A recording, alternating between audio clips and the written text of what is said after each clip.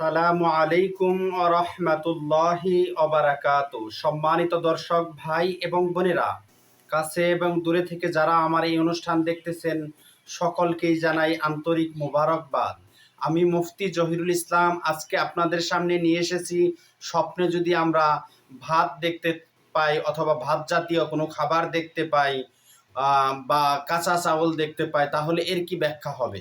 এই ব্যাখ্যা কি আমাদের ভবিষ্যতের জন্য খারাপ কিছু আসতে চলেছে তার ইঙ্গিত, নাকি ভালো কিছু আসতে চলেছে তার ইঙ্গিত? আসুন আমরা জেনে নেই এই ভিডিওর মাধ্যমে।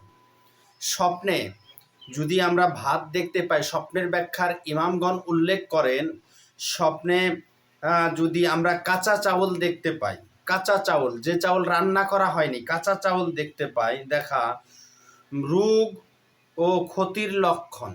স্বপ্নে কাঁচা চাউল দেখতে পাওয়া এটা রোগ এবং ক্ষতির লক্ষণ। হালুয়া জাতীয় কোনো কিছু খেতে দেখা, যদি দেখলো যে স্বপ্নে হালুয়া জাতীয় কোনো কিছু খেতে দেখলো, হালুয়ার মতো বা হালুয়া জাতীয় এরকম কোনো কিছু খেতে দেখা, এটা অত্যন্ত ভালো লক্ষণ স্বপ্নের ব্যাখ্যার ইমামগণ উল্লেখ করেন। আরাম আয়েশের জীবন এবং ভয়ভীতি হতে মুক্ত থাকবে তার জীবন, এবং জীবনে আনন্দ ও তৃপ্তি লাভের পূর্বাভাস, তার জীবনে আনন্দ এবং তৃপ্তি আসতেছে তার ইঙ্গিত। স্বপ্নে যদি কেউ ভাত, যে ভাত আমরা খেয়ে থাকি, ভাত বা ভাত জাতীয় কোনো খাদ্য স্বপ্নে দেখা, ভাত জাতীয় বলতে গেলে যেরকম খিচুড়ি, বিরিয়ানি, পোলাও, এই ধরনের খাবার অথবা মুড়ি, এই ধরনের খাবার আমরা যদি দেখতে পাই, তাহলে তেহারি দেখতে পাই, তাহলে এটার ব্যাখ্যা হলো, স্বপ্নের ব্যাখ্যার ইমামগণ উল্লেখ করেন, দেখা হলো দুশ্চিন্তা এবং শত্রুর পক্ষ থেকে সম্পদের আলামত। জীবনে স্বপ্নে ভাত দেখতে পাওয়া এটা দুশ্চিন্তার আলামত, কিন্তু আরেকটি ভালো দিক আছে যে সে শত্রুর পক্ষ থেকে সম্পদ লাভ করবে তার ইঙ্গিত বহন করে। এবং কেউ যদি স্বপ্নে কুশুল দেখতে পায়, যে এমন কথা বারবার বলার লক্ষণ যা প্রতিবারেই শ্রুতি মধুর উপভোগ্য হবে।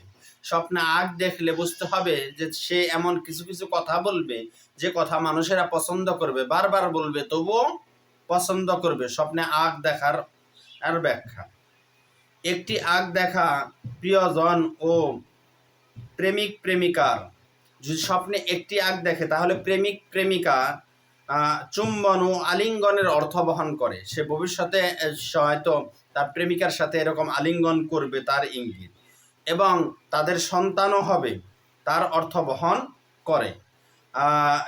এই ধরনের স্বপ্ন আমরা যদি দেখতে পাই, কোনো অপ্রীতিকর স্বপ্ন যদি আমাদের সামনে আসে, তাহলে আমরা সবসময় আল্লাহ তাআলার কাছে আশ্রয় প্রার্থনা করব। নিশ্চয়ই আল্লাহ তাআলা আমাদের উত্তম আশ্রয়দাতা। আমরা 2 রাকাত নামাজ পড়ে আল্লাহর কাছে দোয়া করব, আল্লাহর কাছে আশ্রয় চাইব। আমাদের বিপদ সামনে থাকলে আল্লাহ তাআলা অবশ্যই সেগুলো থেকে আমাদের পরিত্রাণ দান করবেন। পরিশেষে ভিডিওটি যদি আপনাদের ভালো লেগে থাকে, অনুগ্রহ করে আমার এই ছোট্ট ইসলামিক চ্যানেলটি সাবস্ক্রাইব করুন, সাথে থাকা বেল বাটন বাজিয়ে দিন, এবং লাইক কমেন্ট করে আমাদের পাশেই থাকুন। পারলে একটি শেয়ার দিয়ে দিন, এবং আপনাদের জীবন ঘনিষ্ঠ স্বপ্নের ব্যাখ্যা সহ বিভিন্ন ইসলামিক বিষয়ে জানতে আমাদের কমেন্ট বক্সে প্রশ্ন করুন। আমরা আমাদের সাধ্য অনুযায়ী, এলেম অনুযায়ী উত্তর দেওয়ার চেষ্টা করব ইনশাআল্লাহ।